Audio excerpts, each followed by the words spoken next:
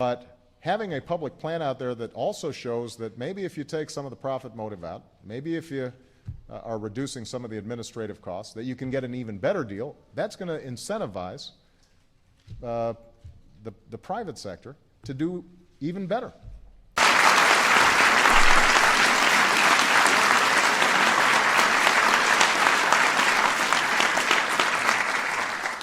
Now, it's also a real pleasure to have so many distinguished researchers and innovators joining us, although I must admit that I have an ulterior motive for presenting these awards today. You see, Sasha has a science fair coming up. We don't have a sense of motive yet. And the profit motive is strong, and that's good.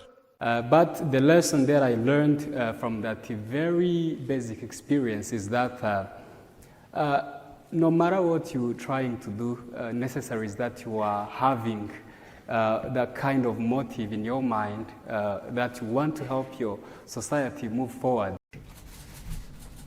As of right now, we don't know the motive of the killer.